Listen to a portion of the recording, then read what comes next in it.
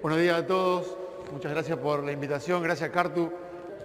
Y bueno, quiero agradecerle la presencia de todos ustedes, de venir a escuchar y a compartir sobre todo un poco la idea, esto del entrenamiento eficiente, es un poco la idea de en los últimos años y de repensar de la manera de que uno, cómo entrena, cómo se maneja, tratar de la manera de ver si lo que uno hace o lo que uno entrena se puede medir, se puede cuantificar, lo podemos entrenar de mejor manera, ¿sí?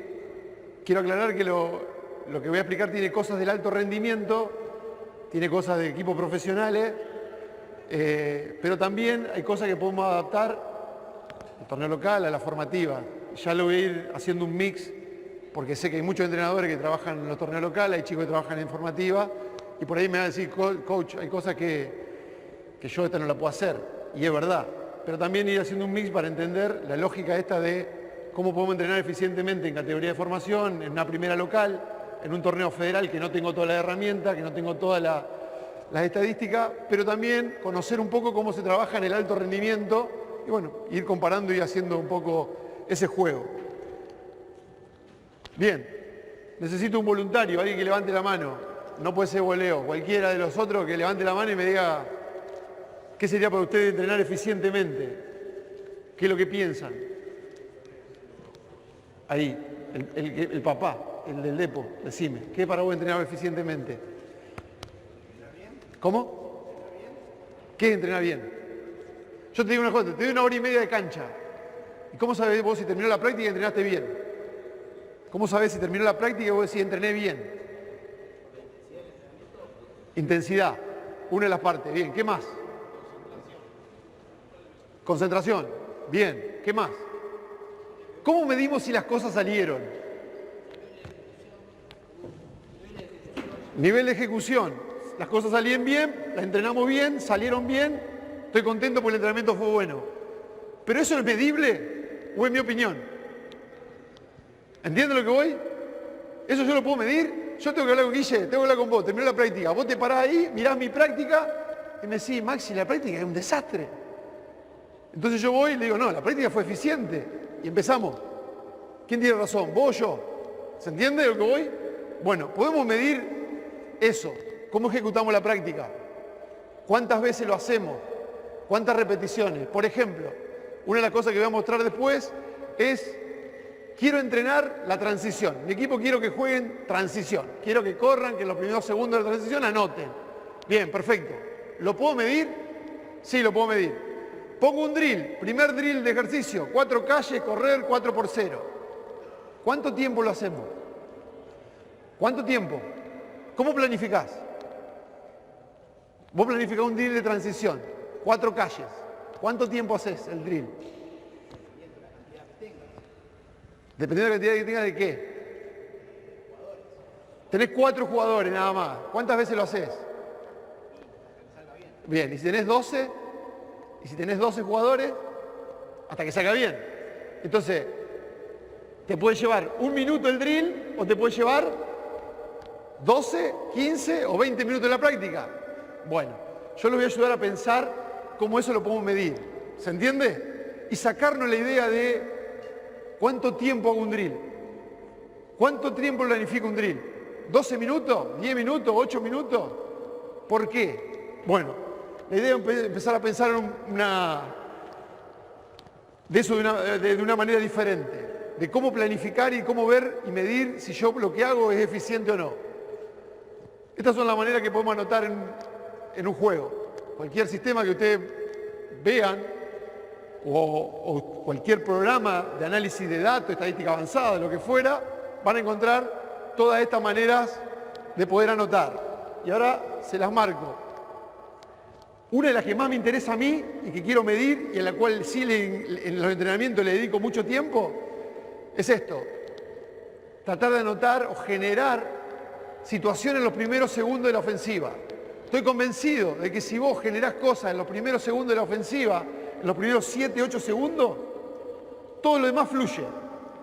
¿Qué quiero decir con esto? Si mis equipos logran que en los primeros segundos de la ofensiva podemos tomar un buen tiro a pie firme, el tiro que entrenamos todas las prácticas, lo podemos tomar en los primeros segundos de la ofensiva, yo lo puedo medir, lo puedo entrenar y lo tengo que buscar. Entonces, si ustedes buscan, es toda acción realizada en los primeros segundos cuando la defensa todavía no está establecida. Si van a los programas de estadística avanzada, InStat, Synergy, y hay algunos más, marcan que si el 5, el centro rival, ya está establecido en la zona, en la pintura, ya no se tiene en cuenta como ataque rápido o como transición. Bueno, yo quiero generar espacio y eso lo quiero medir. ¿Cómo podemos hacerlo? Bueno, voy a las otras maneras de anotar. El pick and roll, que puede resolver el jugador que tiene la pelota, el jugador de handler, puede hacer una acción del rollman que corta hacia el aro y termina anotando, el jugador que hace un pop y abre y toma un lanzamiento. ¿Sí? Otra manera de anotar es el handoff, el juego de mano en mano, donde dos jugadores tienen contacto con el balón y la posibilidad de anotar. Una situación de tiro abierto, de spot-up, que es una acción de generar y un jugador abierto para tomar un tiro, generalmente de catch and shoot, o que puede terminar resolviendo directo hacia el aro. Podemos anotar también de situaciones de poste bajo, que es la acción de cualquier jugador que venga, recibe el balón y juega una acción de 1 contra 1 en el poste bajo. Situaciones de off-screen, es otra manera que los equipos pueden anotar. Jugamos una acción de cortina indirecta para que el jugador salga y tome un tiro y a partir de ahí genere su lanzamiento. Otra opción es generarle un aclarado en cualquier lugar de la cancha para que juegue una acción de 1 contra 1. Situaciones de corte, es la acción del jugador sin balón que corta hacia el balón y recibe para poder anotar, donde resuelve rápidamente. Acciones de rebote ofensivo, donde el jugador que recibe el balón anota y tomamos una acción de 14 segundos nuevamente. Y esto cuando ponemos no play type son situaciones que, por ejemplo, no se pueden encuadrar en alguna acción. Por ejemplo, final de cuarto, tomamos un tiro en mitad de cancha para cerrar el partido. O una situación especial que no está en ninguna de todas las otras. Bueno, la ponemos en situaciones que no están aglomeradas dentro de las otras. ¿Qué es lo que yo quiero ver? Si yo entreno eficientemente, antes yo planificaba un drill y hacía esto. Depende de la cantidad de jugadores. Bueno, el drill va a durar 12 minutos, 10 minutos, 15 minutos. Y vamos a correr. 4 canchas, vamos, venimos, vamos, venimos, vamos, venimos. Terminó el drill y a mi ojo era, lo hicimos bien, el nivel de ejecución que dijo Pata está bueno, la verdad que la concentración de los jugadores está bueno, pero siempre era mi percepción. Siempre era lo que yo pensaba. Entonces nunca lo podía cuantificar. ¿Cómo yo le explico a Guille si eso es bueno? ¿Cómo le explico a él? Y Guille me dice, no, no es bueno. Y empezamos a discutir en algo que no lo podemos medir. Bueno, entonces, la temporada pasada, llego a una de las experiencias más lindas que me tocó vivir, porque fui a un país totalmente desconocido, ¿no? La verdad no conocía ni parte de la cultura, que es Indonesia, estuve un año allá. Y bueno, tenía que llegar a ver qué podía hacer con el equipo. Y quería imponer esto de entrenar de lo más eficientemente posible y que mis prácticas no sean eternas, ni que mis prácticas sean lo demasiado cortas, para tratar de sacarle el mayor rédito posible.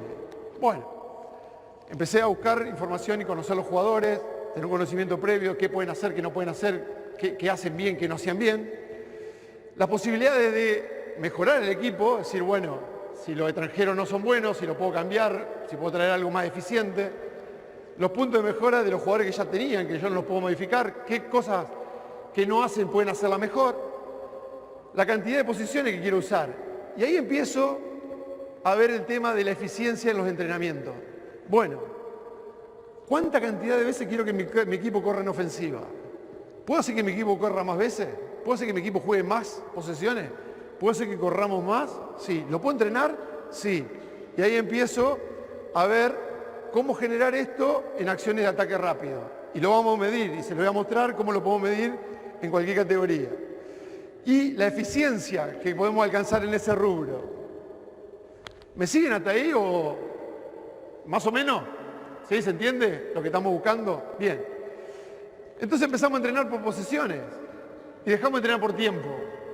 Ejemplo, si quiero que mi equipo juegue a 90 ataques por partido, 88, 85, 95 ataques por partido, ¿cuántos de esos ataques van a ser en ataque rápido?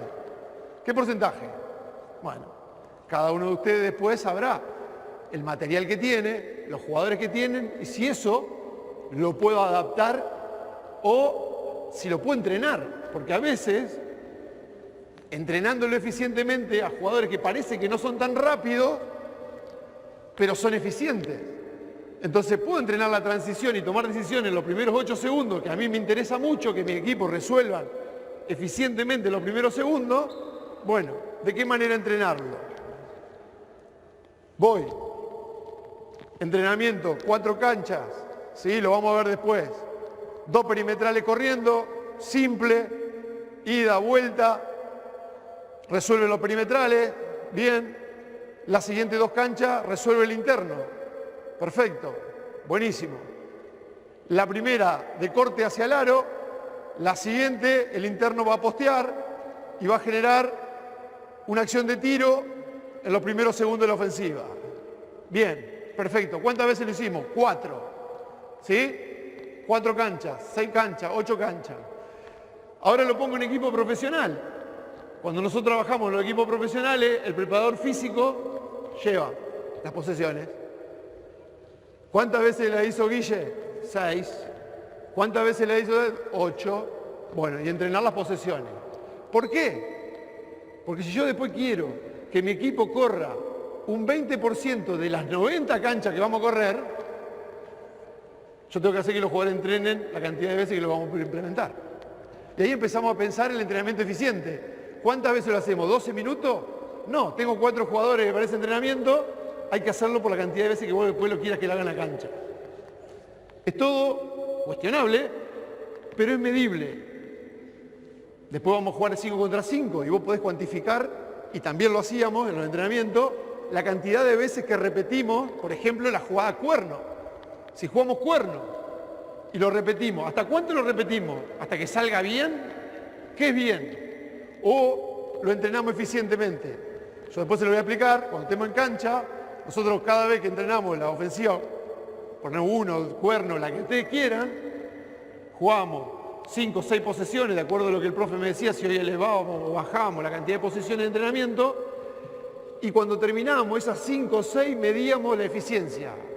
Ejemplo, tiramos 6 tiros de 3, de las 6 veces tiramos 6 tiros de 3 puntos, en 6 veces fuimos al poste bajo, tiramos situaciones de off-screen. Eso mismo que ustedes quieren hacer en la transición, después se puede hacer también medible en las situaciones de 5x5. Entonces, ¿qué tenés con esto? Un control de cómo entrenás.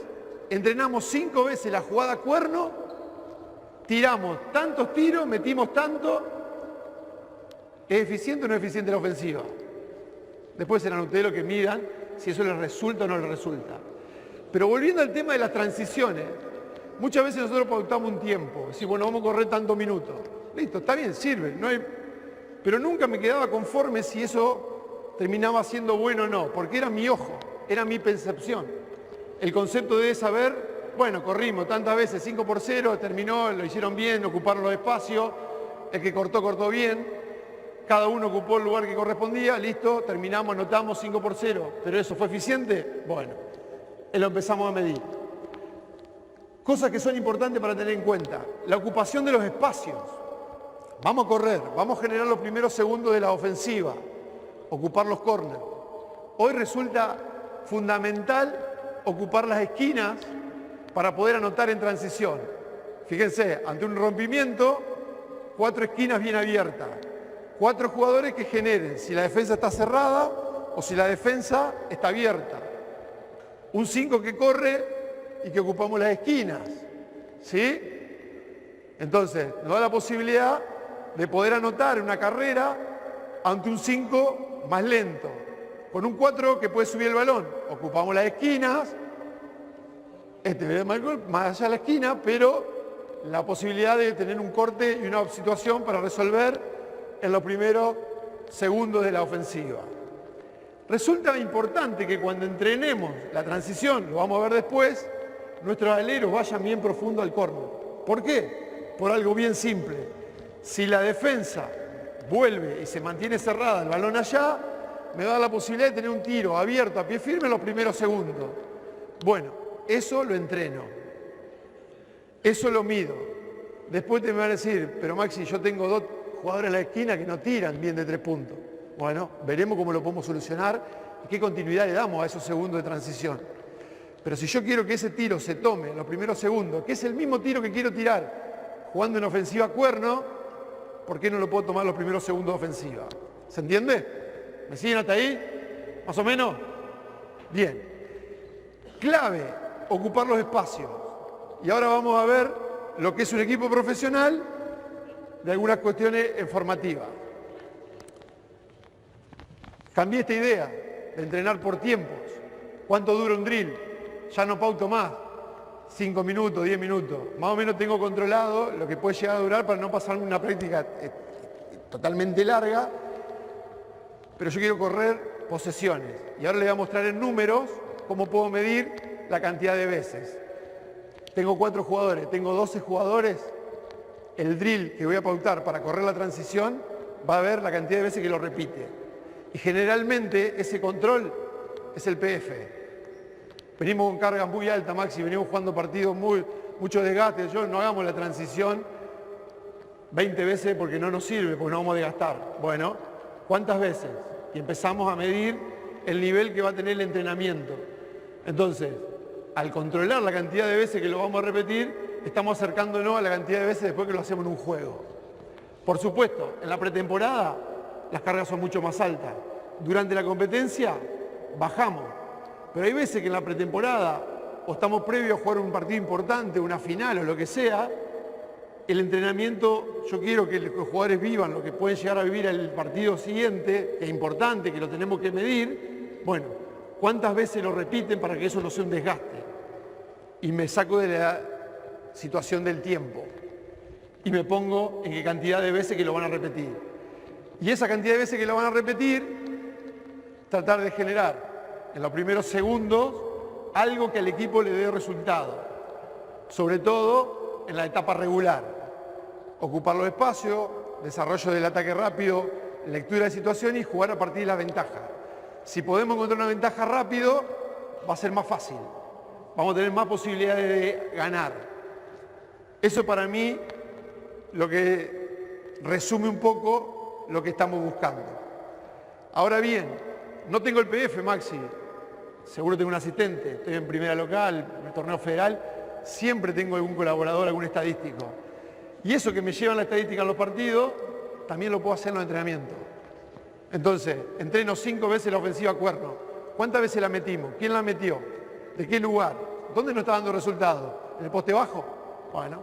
¿Off-screen? ¿Un isolation? ¿Alguna situación? Bueno. Lo medimos en el entrenamiento. Va al partido y pasa lo mismo que entrenamos. Lo puedo medir. ¿Sí? ¿Qué entendemos hasta acá? ¿Alguna pregunta? ¿Alguna duda? ¿No se entiende nada? ¿Vamos bien? ¿Leo? Las posiciones del entrenamiento tienen relación directa con las posiciones de tu equipo en el juego. Sí, ahora voy. Sí, ahora te lo respondo, pero sí. Sí, y ahora te lo voy a mostrar con porcentaje y número de cómo lo buscamos en los programas de alto estándar, que serían Synergy, Stat, y cómo lo podemos buscar en las estadísticas básicas de FIBA. ¿Sí? En el papel de FIBA, cómo podemos medir cosas mucho más simples y más al alcance si no tengo la posibilidad de contratar un super programa. ¿Sí? Pero sí, yo trato de que el jugador entrene lo que después quiero que haga en la cancha. Por eso te puse número acá. 20, 24, 30 posesiones por bloque. ¿Entendés? Entonces, Maxi, transición. Todos los jugadores, nosotros queremos que por partido corramos 20 veces. Bueno, tenés jugadores que juegan 5 minutos, tenés jugadores que juegan, pero vos lo tenés que preparar, porque si ese partido va a estar todo los 40 minutos y nosotros queremos correr 20 veces por partido, bueno, que el jugador esté preparado. Pero que no haga 40. ¿Me entendés lo que te digo? Que no haga 10 minutos y hace 40 repeticiones porque después querés que haga 20 repeticiones. ¿Se entiende lo que digo de transición? Fíjense, Estos porcentajes los puse aleatoriamente. Pero la parte de un entrenamiento, nosotros generalmente pautamos la entrada en calor. Hoy los entrenamientos de un equipo profesional tienen la primera parte generalmente estaciones donde trabajan los profes, los kines, también tenés estaciones de los skills para trabajar individualidades, la estación de lanzamiento y vamos rotando. Alguna cuestión de táctica individual, depende lo que vos quieras trabajar. A partir de ahí empieza la parte central del entrenamiento y la parte táctica. Bueno, cuando vamos a la parte táctica del entrenamiento tenemos el entrenamiento de las transiciones, los ataques rápidos, ver si lo hacemos con oposición o sin oposición. Bien, la parte defensiva cuando queremos trabajar algo puntual, la parte de situaciones especiales, prepararnos para tal partido. Tenemos las situaciones de nuestra ofensiva, 1, 2, cabeza, cuerno, etcétera, etcétera, la camiseta, lo que ustedes quieran, ¿sí? Y yo trato siempre de que los entrenamientos tengan situaciones reales de juego. Entonces, para mí es muy importante que todo eso se entrene y se cuantifique. Por ejemplo, si yo quiero que mi equipo hoy, también pautado con el profe, el asistente, reuniones previas, y digo, hoy quiero que vamos a entrenarle muchas situaciones de transición, lo pongo y lo adapto a juegos de 5 minutos, 6 minutos, 4 minutos, cuántas veces deberíamos correr en ese bloque. Entonces tenemos el entrenamiento, corrimos las transiciones, la parte defensiva, la parte ofensiva, todo cuantificada la cantidad de veces que vamos a repetir y lo pongo en situaciones reales de juego. Y ya tenemos medido que si vos sabés que si un partido vas a jugar 88 posiciones más o menos, ¿sí? 90, vamos a ver, algún equipo corre más, la NBA tiene mayores porque además juegan más tiempo. Yo trato de ponerlo al equipo en situaciones reales de juego. Bien, entonces ¿qué quiere decir? Si corremos 88, por cuarto son más o menos un promedio de 22, 25, 20 posesiones. Bueno, si lo llevamos a la mitad y vamos a entrenar situación real de 5, tenemos que llegar a 11, tenemos que llegar a más de 10 posesiones por equipo cuando entrenamos. ¿Se entiende? Y me saco el tiempo de juego como situación para jugar. Y tratamos de lograr objetivos y eficiencia. Bien. Fíjense. Les decía que había estado en Indonesia y antes de llegar al primer entrenamiento tengo la suerte de tener un programa de avanzada que se llama Inestat, al cual saco los datos. Y por ahí no sé si se ve bien, pero el equipo tomaba muchas decisiones de tiros abiertos de catch and shoot, casi cercano a un 20%, 17%, y cerca del 11% situaciones de ataque rápido. Entonces, ¿qué quiere decir? Bueno, esto es la parte defensiva y esta es la parte ofensiva del equipo, ¿sí? Entonces yo digo, bueno, ¿cuántas posesiones tenía este equipo? Vamos a medirla, 88 posesiones. ¿Cuántos puntos hacía de promedio? 69. Bueno, quiere decir que muy poco de los puntos que hacíamos es en ataque rápido. Ok, lo tengo ahí, un dato para evaluar. Si ustedes entran ahora a la página de la NBA, nbastats.com, tienen todos estos datos al alcance de la mano. Temporada regular, temporada pasada, 22-23, cuántos puntos por partido, en 82 partidos que tiene la etapa regular. Fíjense, Filadelfia con 16 posesiones, 16 ataques de promedio, 16.4 ataques, logrando 1.21 puntos por posesión, que quiere decir que cuando atacan para allá, por cada posesión logran más de un punto, 1.2 o 1.21 por posesión. Pero fíjense que Indiana corre 6 posesiones más, es decir, cerca de 22 posesiones de las casi 100 y pico que corren, ellos lo hacen en ataque rápido. Bueno, debe haber seguramente dentro del staff gente que está pensando y viendo todo el tiempo cómo mejoran esa situación y cómo lo entrenan. Y a partir de ahí yo empiezo a pensar cómo podemos mejorar nosotros. Fíjense, esto es el Mundial de China, ¿sí? El anterior Mundial. Estas son la cantidad de posesiones por juego, todas las posesiones que tuvo Argentina. 88 contra España, 83, 86, 91 contra Polonia, 73 con Venezuela. Y esto se da porque a veces vos querés imponer tu ritmo y a veces el rival te pone un ritmo diferente. Entonces Venezuela era, en ese momento, el mejor equipo en resolver situaciones en los últimos 4 segundos. El más eficiente de todos, los últimos 4 segundos, era Venezuela. Entonces quedaba esto, que jugaban todo el tiempo posesiones muy largas. Distinto el partido con Serbia, donde vos tenés un elevado nivel de posesiones, casi 13 posesiones más. Entonces muchas veces vos estás condicionado de lo que propone el rival. Bueno, el equipo rival defiende zona, vuelven bien, no podemos hacerle goles de ataque rápido. Lo tengo que planificar, lo puedo ver y puedo también prever cómo voy a planificar mi semana de entrenamiento o el prepartido ante esas situaciones. Fíjense la eficiencia. Mayor cantidad de posesiones que mayor eficiencia. Argentina en ese mundial terminó primero en puntos por transición, 115 posesiones en el torneo, con 1.27 puntos por posesión por encima de los mejores equipos de la última temporada de NBA, y la misma cantidad de veces que Estados Unidos, que históricamente es el equipo que más puntos anota por posesión y que más corre. ¿Sí? Entonces, el nivel de eficiencia de Argentina en transición fue elevadísimo. Entonces, a igual cantidad, fíjense, Brasil, que termina con elevada posesión, termina con la mitad de Argentina. ¿Sí? Con la mitad de veces, pero haciéndolo eficiente. La pregunta es, ¿qué pasa si Brasil corría más veces? ¿Qué pasa si Brasil duplicaba la cantidad de ataques rápidos? Bueno, no se lo puedo decir, pero es un número que si me tocaría evaluarlo, diría, ¿qué pasa si siendo tan eficiente no corremos más veces o no lo entrenamos más veces?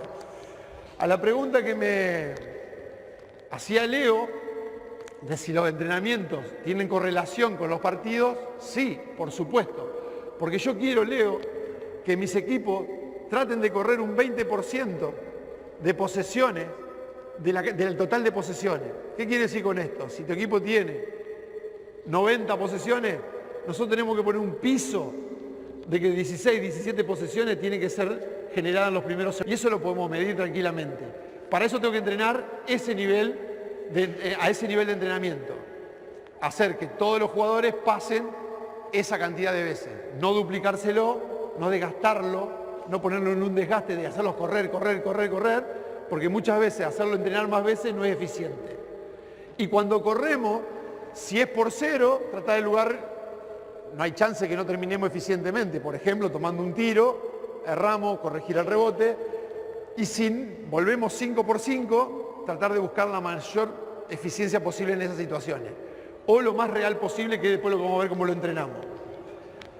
Te decía, no tengo todos los programas, Maxi, yo no tengo Synergy, dirijo por ahí el federal y no importa. Punto tras pérdida. Simple. ¿Cuántas pérdidas tuvo el rival? 13 pérdidas del rival. ¿Cuántos puntos hicimos tras pérdida? 18 puntos. Ya tenemos acá que hay 13 pérdidas del rival y nosotros tenemos que en esas 13 pérdidas tratar de sacar provecho de acciones en los primeros segundos. Obviamente hay pérdidas del rival que terminan afuera, que vos tenés que reponer. Perfecto. Pero nosotros tenemos acá, ya a partir de 13 pérdidas, punto por pérdida, 18 puntos. 13 veces perdió el rival, nosotros anotamos 18 puntos. Bien, entonces eso nos empieza a acercar y ya tenemos un número. No es el análisis más importante, pero bien, ahora voy a lo que hacíamos en los partidos. Fíjense, si vos ves en cualquier equipo de NCAA o de americano, ellos ponen todas las posiciones que vos podés ocupar para poder correr y hacer un buen uso del spacing y de la ubicación de los jugadores en la cancha. Ellos marcan los slots, que son los ángulos ahí a 60 grados, win y el corner, ¿sí? Como posiciones de cancha, el dunker, que es muy usado para los jugadores que terminan volcando el balón, ¿sí? Con reglas especiales también defensivas, las situaciones de poste bajo, los dos codos, que ellos llaman el elbow, ¿ok? Pero fíjense esto. Hay un grupo de chicos acá de Argentina, de Córdoba, a los cuales antes de mi llegada a Indonesia le di los 22 partidos para que lo vean y lo analicen.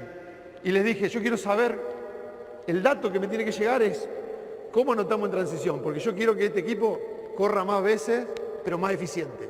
Bueno, entonces me analizaron. El número 2 son las resoluciones que se dan entre el segundo 8 y el 14. El 1 es las situaciones que se dan entre los primeros 8 segundos de la posesión. El número 3 son los últimos 8 segundos de la posesión. Que si vos vas a Synergy, te toma los últimos 4 segundos y lo podés sacar provecho y evaluar esa situación.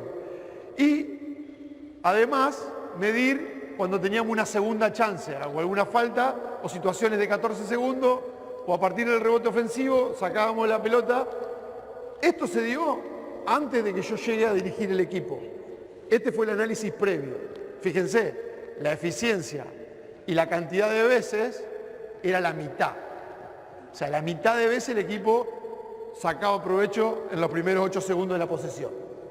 Bien, ahora, ¿cómo se daba eso? Vamos a la transición y ellos analizaron el análisis de esto. Tiros abiertos, situaciones de pick, situaciones de 1 contra 1, situaciones de penetración, el mismo jugador con una parada de tiro, el grande cortando hacia el aro, y las que fueron de contraataque puro, con superioridad numérica, terminaron en bandeja en 149 veces y 14 veces en tiro abierto. Pero fíjense que la mayor eficiencia en pocas veces se daba en transición en una parada de tiro, ¿sí? Bien, un dato a tener en cuenta. Yo les dije, ellos analizaron 22 partidos y en 22 partidos el equipo corría 88 posesiones y los rivales 91. ¿Qué quiere decir? El rival tiene más posesiones que yo. ¿Qué puede pasar? Bueno, nos están tomando más rebote, por lo cual ellos tienen más ataque que nosotros. Y se daba un detalle. Primer situación a analizar. Los rivales tienen más rebotes ofensivos que yo. Ok, tenemos que mejorar el rebote. ¿Puedo cambiar el americano? Sí. Un americano más rebotero, no lo puedo cambiar. ¿Puedo hacer que mis jugadores que están ahí entiendan de cuál es la problemática? ¿Puedo hacer que los perimetrales colaboren con el rebote defensivo para tomar más rebote y poder correr? Porque está claro que el rival erraba. Entonces, si nosotros tenemos 69 promedio y los rivales 69, y ellos más posesiones, es que erraban también. Le estábamos dando más chances. Perfecto, esto tenemos para analizar. Un punto de mejora, mejorar el rebote. Segundo punto de mejora, entrenar mejor los primeros 8 segundos. Entrenar eficientemente los primeros segundos de posesiones. Primera liga dirigida, ya se juega por series. ¿Qué quiere decir con esto? El equipo se movía, todos los 16 equipos se mueven en una ciudad. Jugás una semana, 4 partidos, descansás una, volvés a tu lugar, a la semana siguiente jugás la serie número 2 y así la número 3.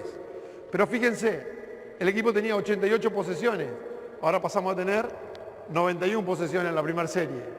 Pero fíjense el punto de eficiencia.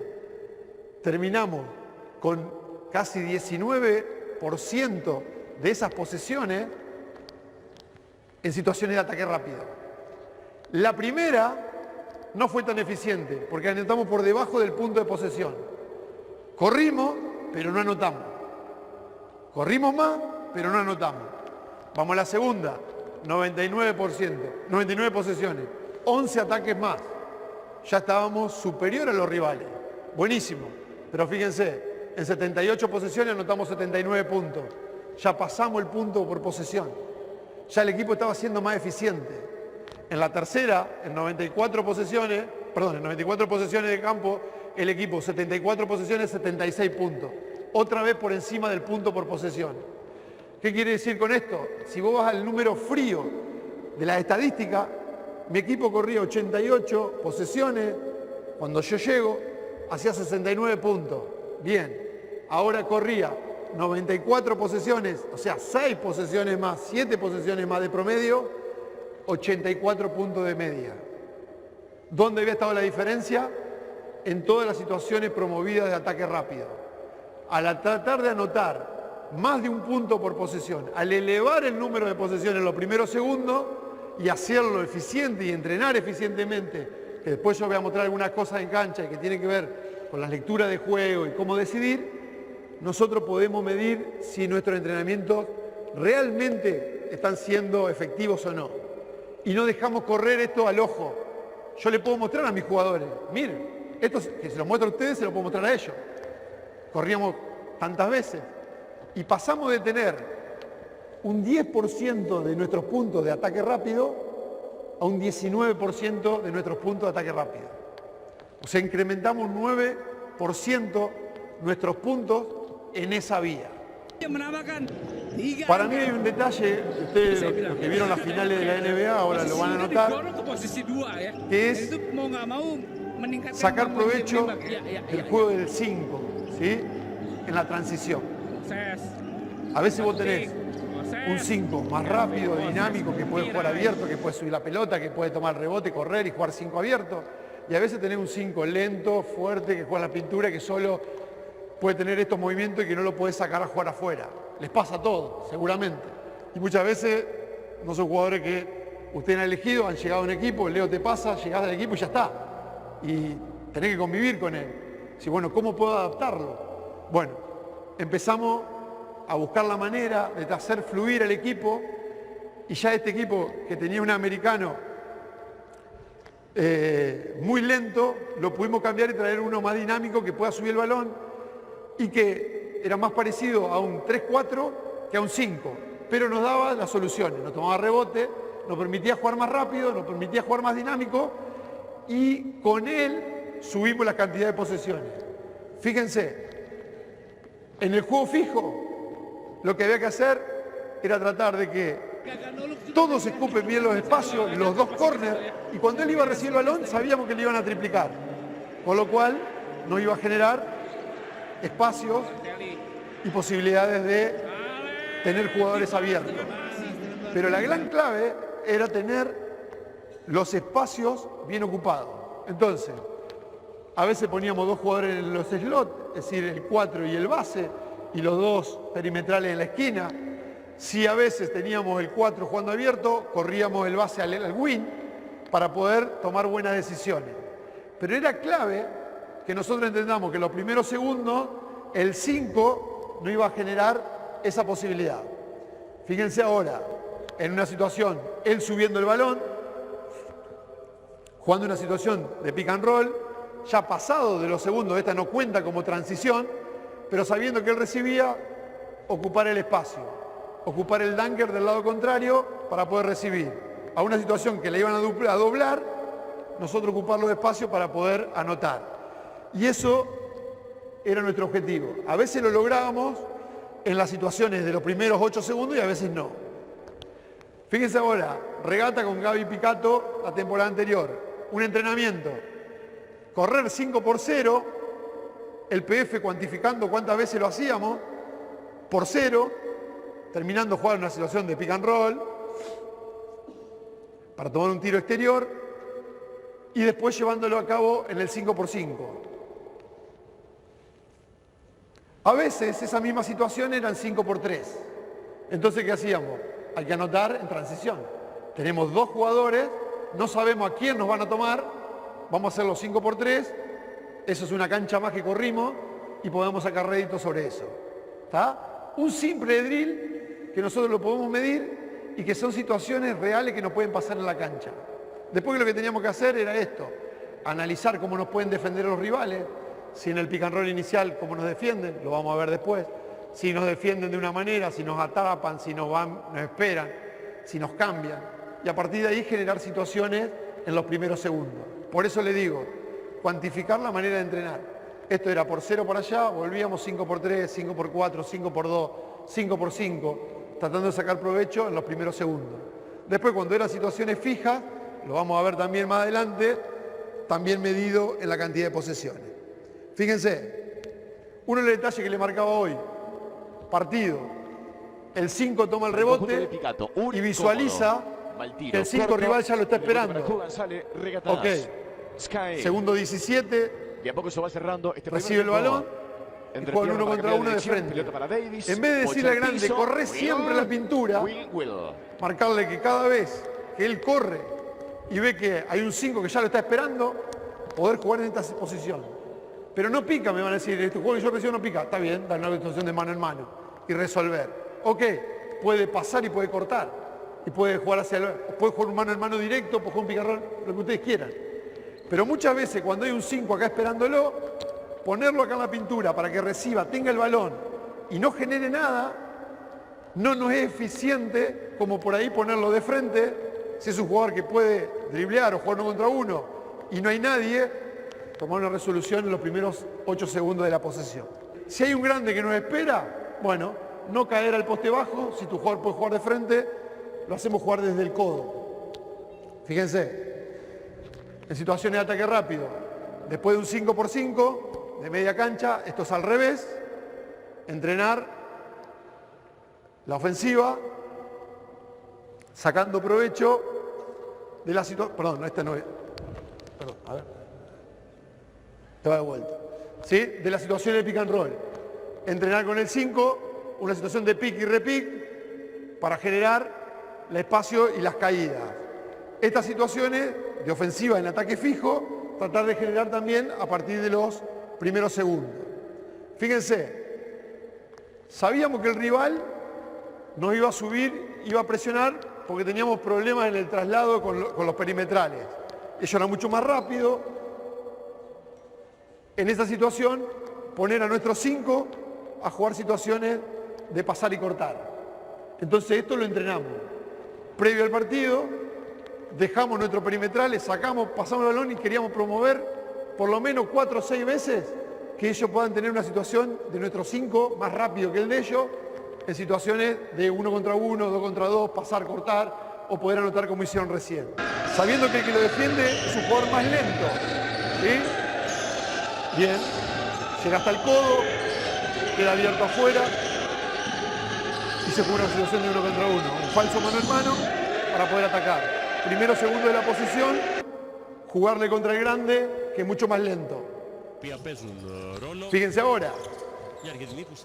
Argentina, lo que le decía hoy, la transición en el Mundial, en uno de los partidos que más corrimos. Todo abierto, el defensor que se cierra, tiro abierto, pie firme, un buen tiro con un jugador que es altamente eficiente en esa situación, lo vamos a volver a ver. A ver si le paso. Ahí va. Y al de la lectura de subir el balón, que generalmente, o si vamos muchos años atrás, era solamente subida por los perimetrales, se cierra el perimetral, tomamos un tiro abierto a pie firme. Altamente eficiente en los primeros 5 segundos de la posesión. Final de la NBA. Tenía otro rol, jugaba de todos lo vieron a Jokic asistiendo, terminando un triple doble, punto de todas maneras, asistiendo a Gordon en un montón de situaciones. El de generar 5 abiertos con buenos espacios, con jugadores que vos pueden meter de 3 puntos, que ajustan, te genera esta posibilidad. Haciendo situaciones de pop, con el corte de Gordon jugando alto-bajo, con situaciones de generar a partir de un 5 que te da esa posibilidad, que juega de espalda, que juega de frente, que hace pop, que puede jugar en el poste alto, que puede jugar en los codos. Bueno, sacar provecho de esas situaciones. Fíjense lo que decía los entrenamientos y un poco la respuesta a Leo. Cuesta mucho tiempo, situaciones de motion, jugando una situación de mano a mano con un 5 que cortina y cae.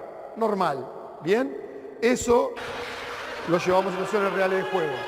El mismo 5 que solamente cuando nosotros llevamos jugaba de espalda, ahora pasa el balón y juega desde ahí y lo podría haber hecho desde el codo. En vez de jugar a 7-8 metros del aro, donde ese tiro no lo va a amenazar a nadie, si él jugando puede jugar acá, puede pasar al corte, puede jugar mano en mano y darle mayor versatilidad y mayor juego al equipo.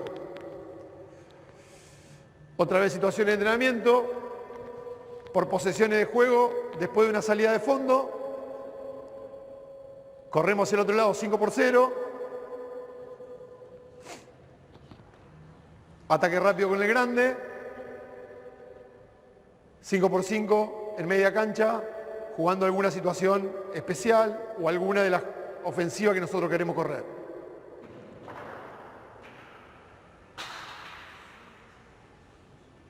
¿Bien? A veces lo podemos hacer entrenamiento directo, a veces lo podemos hacer desde una salida lateral, defendida o no, una carrera, una vuelta, y a veces con defensas completas de 5x5 y a veces con defensas reducidas, 2, 3 jugadores defendiendo situaciones puntuales, ¿tá? Dependiendo de lo que quieramos trabajar en ese momento. Hoy, lo que marcaba antes, es más difícil distinguir bueno, tengo un centro que solo juega de espalda. Me parece que hoy, además de tener un centro que puede jugar de frente, en los codos, que puede pasar, las posiciones también abiertas, ocupar bien las esquinas, con dos buenos manejadores de balón.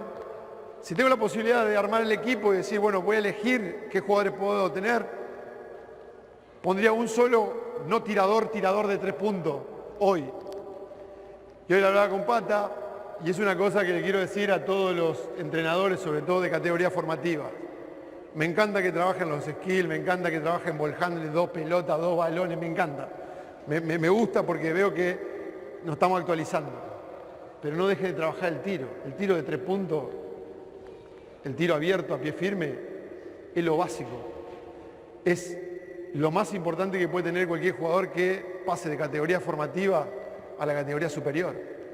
Entonces, muchas veces yo pienso, tengo 1 hora de entrenamiento, 1 hora y media, y estoy 20 minutos trabajando el lanzamiento o el tiro porque y pierdo tiempo, necesito trabajar la táctica. Y le dedico mucho más tiempo a la táctica porque después disimulo en los partidos, que por ahí puedo ganar o puedo defender una zona y capaz que gano el partido. Si estoy en categoría de formación y realmente quiero que mis jugadores trasciendan, yo le daría mucho más importancia al tiro, a que los jugadores tengan. Si tienen la posibilidad de hacerlo extra, mejor. Si pueden venir extra turno, pero mejor. Si le puedo agregar 200 tiros por día post entrenamiento, buenísimo. Pero si no lo hace, si no lo puedo hacer, yo le daría mucha importancia al tiro como uno de los fundamentos que nosotros queremos en la categoría formativa mejorar previo al paso a la categoría superiores. Me parece que ese dato no es menor, porque de esa manera vos te vas a asegurar que después, cuando llegan a categorías superiores, ese jugador tiene mayor cantidad de recursos y para su defensa es muchísimo más respetable. Es más fácil un jugador que tenga un tiro eficiente de 3 puntos, me parece que es muchísimo más respetable que al cual le están flotando porque nunca tira. Entonces es mucho más difícil después ponerlo en cancha a ese jugador. Trato de que no haya un no jugador tirador en cancha, 2 o 3 buenos reboteros defensivos, esto que le decía, si nosotros tomamos rebote defensivo vamos a tener más chance de poder salir más rápido, 2 o 3 buenos manejadores de balón, eso es importante, cualquiera pueda subir la pelota, a veces es el 4 que toma el rebote y puede subir la cancha, y de eso subimos muchísimo más la posibilidad de tener eficiencia en los primeros segundos, y por supuesto los que son los intangibles, ¿no? Los jugadores que asumen el liderazgo, los jugadores que asumen las responsabilidades y que por ahí no se pueden medir. Pero a grosso modo, sin hacerlo tan extenso, eso es un poco los datos a tener en cuenta. Fíjense esto. Maxi, nosotros vamos a correr, nosotros vamos a jugar más rápido, vamos a resolver en los primeros 8 segundos. Bien, perfecto. Y tenemos un 20% más de puntos. Bien, perfecto. Ahora, ¿qué pasa con las pérdidas de balón? Si ustedes miran la estadística de cualquier liga del mundo, los equipos top, los que pelean en los torneos, España, cualquier liga, el que mejor promedio puede llegar a tener, 9 y pico de promedio, 10-1, 10-5 en cantidad de pérdidas de balón. ¿Sí? Entonces, ¿qué quiere decir? ¿Alguien sale campeón no perdiendo la pelota? No, es imposible. Todos los equipos tienen pérdida de balón. Bueno, ese es un lugar que nosotros tenemos que empezar a medir. Perfecto. Perdemos la pelota. ¿Dónde la perdemos? Si de esas 10 pérdidas, las pérdidas las tenemos en transición, yo no me hago problema, porque promuevo. Entonces, por supuesto, si yo voy a poner la pelota de acá y le voy a tirar 3 veces seguidas a la tribuna, no estamos siendo inteligentes, no eficientes, no inteligentes, tiramos 3 veces la pelota a la tribuna. Ahora, si nosotros tenemos pérdida en los partidos por querer generar en los primeros segundos de la posesión, no me preocupo, siempre y cuando el porcentaje de pérdida no sea superior al 15% de nuestras posesiones. ¿Se entiende? Entonces, ¿podemos medirlo? Sí. Vamos a las pérdidas. Maxi, hoy perdimos 20. Yo llego al equipo y tenía 18 pérdidas por partido. Muchas en el 5 contra 5. ¿Cómo terminan esas pérdidas de 5 contra 5? Puntos fáciles del rival. Entonces, empezamos a bajar las pérdidas en el 5 contra 5. No podemos perder la pelota en el 5 contra 5. Las pérdidas que vamos a tener, las podemos tener en la situación de ataque rápido. Y eso lo podemos medir. Entrenamos 20 veces, cuántas pérdidas tuvimos, si lo entrenamos con oposición, si lo entrenamos sin oposición, si es 5 por 0. Si es 5 por 0 no deberíamos tener pérdida, porque estamos buscando precisamente tener eficiencia, ¿sí? Y este punto que le pongo acá, que es el ratio de asistencia-pérdida, es cuánta asistencia da un jugador por la cantidad de pérdida que tiene, ¿sí? Entonces, si un jugador me mete 5 asistencias por partido, promedio en la liga 4-8, 4-9, 5-2, 6 asistencias, alguno que supere la media, bueno, y tiene una pérdida, 2 pérdidas, 3 pérdidas por partido, bueno, que la eficiencia entre la cantidad de veces que me asiste, la cantidad de puntos que nos da por la cantidad de pérdida, se duplique. Entonces, o se triplique. Eso es un poco la eficiencia. Fíjense, lo que les decía, comparando lo que tiene que ver con las posesiones en un equipo profesional que juega ya con otro concepto y una categoría formativa. Nosotros podemos ocupar también los codos, podemos usar que nuestro jugador grande corten los dos. Categoría formativa priorizaría jugar el 5 abierto y rueda de corte, que todos pasen por todas las posiciones. Y de esa manera tener jugadores más polivalentes. Si tengo un jugador de 1,80 m, categoría 13, ponerlo a jugar en el poste bajo me parece que es dañarlo y saber que a futuro no va a tener mucho recorrido en esa posición. Entonces, si lo podemos entrenar y hacer que el jugador sepa que puede jugar de frente, pero que puede jugar de espalda, que depende de cómo lo defienden, puede atacar de adelante o puede atacar en el poste bajo, me parece que eso le da mayor cantidad de recursos y tiene más chance de convertirse en un jugador profesional. Por lo menos está más cerca. Les pregunto, ¿sirve tener un método de entrenamiento? ¿Sirve? ¿Sirve, Leo? Sí. ¿Guille? Sí, sirve. Bien. ¿Se puede medir? ¿Se puede medir? Lo que yo expliqué, ¿se puede medir? No. ¿O no? ¿Podemos medir la cantidad de veces? Si pongo a mi asistente o pongo a una persona que me mida la cantidad de veces que anotamos los primeros segundos de posesión. ¿Podemos o no? Sí. ¿Lo podemos entrenar? Sí. ¿Lo podemos cuantificar? También. ¿Puede ser que eso lo miramos y saber cuántos errores cometemos en cada cosa? También. Cuando tengo las respuestas en los programas, obviamente termina el partido, a las 2 o 3 horas, eso está subido y tengo un resumen. Si no, como decimos históricamente en Argentina, papel, anotar, palito, palito, posesión, anotado, pérdida, lo más casero que se pueda. En los partidos nosotros lo llamamos así. No teníamos el INSTAT para sacarlo post partido, sino que era un resumen que se pedía puntualmente, con lo cual era hacerlo casero. ¿Para qué me servía el método de entrenamiento? Y esto es lo que yo quiero promover en ustedes. No compartan nada de lo que yo digo, ni quieran copiar nada de lo que yo digo. Traten de adaptarlo a lo que ustedes tienen. Porque por ahí me dice Maxi, yo no puedo hacer que el equipo corra más rápido. Bueno, yo quisiera que me generen los primeros 8 segundos, lo entiendo. Pero si ustedes quieren que sean eficientes en el 5 contra 5, que su salida de fondo sea eficiente, que su ataque contra zona sea eficiente, bueno, ¿cómo lo medimos? Y también es una posibilidad y una herramienta que ustedes tienen para después aquel jugador que dice, pero yo no tiro, yo no la toco, yo no la recibo, yo no juego, yo no tengo participación, no tiré. Bueno, mirá, acá está. Esto haces vos, esto es el equipo, así corremos, así jugamos, esto puede hacer mejor vos. Cuando vos estás en cancha, el equipo corre la mitad de veces que la que corres vos. Bueno, y todo cosas que después podemos demostrar. Deberíamos tenerlo todos.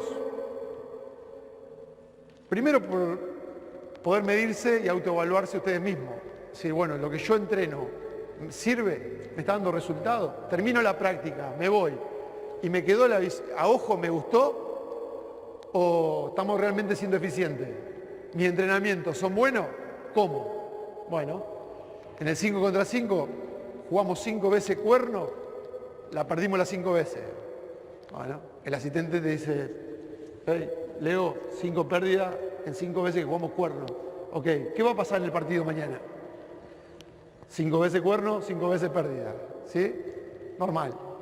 Entonces hoy, vos también le estás tirando una herramienta. Yo lo llevé a equipos profesionales. Ustedes pueden adaptarlo a su nivel. acuerdo de la cantidad de gente que tengan. Capaz que no hay que hacerlo todos los días de la semana. Capaz que entreno los lunes, una cosa especial, y ese día uso una manera de medirlo. No sé, cada uno sabrá. Yo les tiro lo que creo que para mí sirve.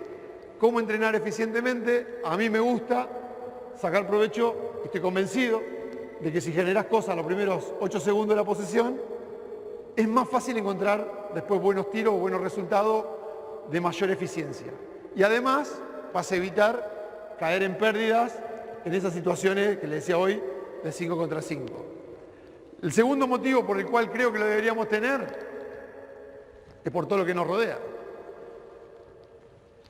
Jugadores, dirigentes y todo lo demás. Nosotros podemos demostrar.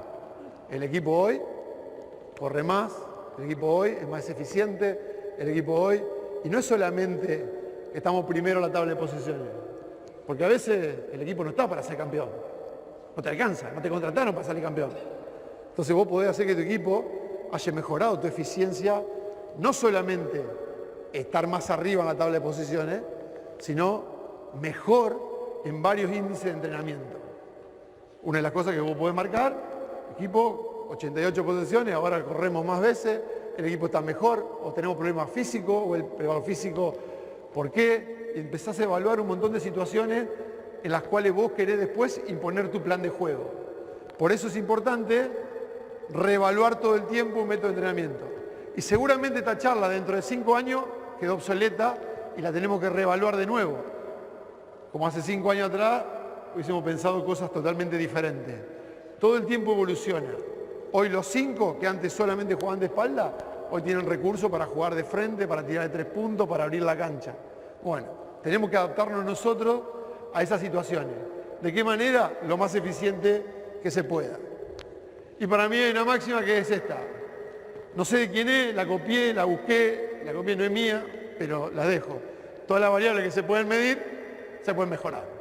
Todo lo que vos conocés y lo podés, hoy hacíamos esto, mañana de alguna manera lo podemos mejorar. Así que eso es un poco la idea. En los módulos de la tarde voy a mostrarles, de acuerdo a cómo nos defienden, qué manera podemos sacar provecho en los primeros segundos de posesión. Cómo entrenar, desde el 4x0, cómo entrenar a partir de las defensas que nos propone el rival. ¿Alguna duda? ¿Alguna pregunta?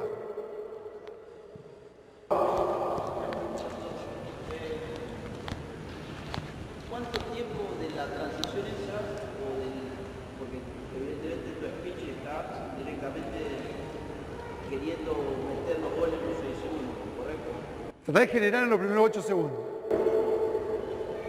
¿Cuánto tiempo de esa ejecución le das a la coreografía, entre comillas, y cuánto tiempo le das para que el jugador después ejecute esa técnica de base, o esa coreografía que sale bien, contra defensa, en el momento del juego donde se pone un poquito más fea la práctica? Bien, perfecto, buenísimo.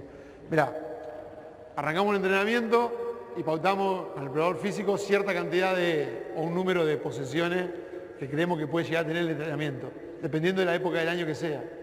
Si es la pretemporada, vamos a tener seguramente mayor cantidad de posesiones que lo que es la etapa regular, ¿sí? Y ahí tratamos de pautar la cantidad de veces que lo hacemos en transición y la cantidad de veces que le dedicamos a defender, a atacar. Generalmente los bloques tratamos de que sean esto, 5 o 6 posesiones buscando eficiencia. Bien, teniendo todos los jugadores en Indonesia, el roster era 17, es un montón. Entonces, para que todos pasen, para que todos estén entrenados, teníamos un tiempo mucho más prolongado. Pero si vos buscás que el equipo corra 20 veces en la etapa de pretemporada, nosotros queríamos que los jugadores lo repitan entre 20 y 25 veces a las situaciones de por 0 y después cuando íbamos a las situaciones reales de juego, por ejemplo, 5 minutos tratando de generar en los primeros y te daban más o menos unas 11, 12 posesiones por equipo, más o menos. Depende de lo que pasaba en el juego, pero es lo que vos proponés. No jugábamos a 20 puntos, no jugábamos por tiempo, tratar de medir la cantidad de posesiones que podíamos llegar a jugar ahí y obviamente el preparador físico después me decía, no corrimos 6 veces, ¿ok? ponemos otro bloque más de 5 minutos. ¿O no? ¿Se entiende lo que voy? Tratar de llegar a un número global de posesiones en el entrenamiento. Si era una carga alta, superar las 100, 110 posesiones en el global del entrenamiento. Si no, bajarlo. Y cuando era de baja intensidad, días de scouting y cosas así, por debajo de la media. Y a veces no iba a la transición. ¿Se entiende? Bien. Yo lo que quiero graficarle con esto, básicamente es, ¿se puede entrenar por tiempo, Maxi, 10 minutos? Sí, se puede. ¿Puedo poner que mi equipo estén hasta que a mí me guste el entrenamiento por las ofensivas, cuerno, uno? Sí se puede, por supuesto, todo se puede. No hay una regla. Yo lo que veo es que hay muchas veces eso yo no lo podía medir y quedaba a mi ojo particular, y hablando con los profes, que muchas veces uno no sabe hasta dónde le puede dar participación, ellos te decían, mirá, hay cosas que vos haces de los entrenamientos que es contraproducente y que lo terminas desgastando. Vos lo repetís hasta que salga bien. Bueno, a veces sí es necesario, pero otras veces lo hacemos solamente por querer estar conforme con algo que nosotros queríamos hacer. Ahora, si el jugador se mete en una rutina y en un hábito y sabe lo que va a hacer y sabe que lo entrena por posesión y vos le decís 5 repeticiones seguidas, ofensiva 1, listo, vamos. 5, anotás en el tablero, 5 veces que jugamos, 3 puntos, nada más. Listo, por debajo del punto de posesión. Está mal. ¿Lo repetimos? Sí, puede ser, no. Eso lo vamos viendo. Pero no lo metemos sí o sí por una cuestión de que yo pienso que a mí no me guste, sino que trato de que eso yo lo pueda medir y tratemos de que sea eficiente y de que para el profe eso no sea una carga. Y después cuando él evalúa las posibilidades de mejora del jugador, físicamente esté en óptimas condiciones para hacer lo que nosotros queremos promover. Pasar de un 10% a un 19% en equipo de transición no es nada fácil, pero dándole la chance de que las pérdidas que tenía el equipo estén en ese rubro y no en los demás. No podíamos perder la pelota en situaciones de 5 contra 5. Y eso lo pudimos medir, lo pudimos cuantificar y se lo pudimos explicar a los jugadores. Entonces, eso es mucho más simple y ellos lo entienden. Entonces, el equipo tomaba riesgo en las situaciones de ataque rápido y en las situaciones de 5x5 buscábamos lo eficiente, lo que sí nos daba resultado. El 5 que lo triplicaban, el 4 que podía salir de una cortina y tirar. Bueno, sí, depende de situaciones. Algunas situaciones de pick and roll que no iba a generar el 5x5, etcétera, etcétera, etcétera. Eso será una evaluación de cada uno de ustedes. Eso es un poco lo que se propone. No es una ciencia exacta, o sea, no por entrenar solamente por posesiones vas a lograr resultados. Sí hay que medirlo. Bueno, ¿cuántas veces pudimos anotar? ¿Cuántas veces podemos convertir? ¿Cuánto es la real eficiencia? Si vos querés después que eso se traduzca al juego, te estás acercando más, sobre todo en los rubros que vos querés que el equipo sea eficiente. Ejemplo, contrato al mejor 5 de la liga para que juegue poste bajo. Bueno, Leo, vos que jugás situaciones de ponerle poste bajo y que él quiere, bueno, medir eso, que el entrenamiento realmente sea eficiente. ¿Cuántas veces se la pasan? ¿Cuántas veces? ¿De qué lado? Bueno, en fin, situaciones que nos generen datos que nos acerquen a entrenar más eficientemente. Muchísimas gracias por su tiempo. Nos vemos ahora en la tarde y a disposición para lo que necesiten.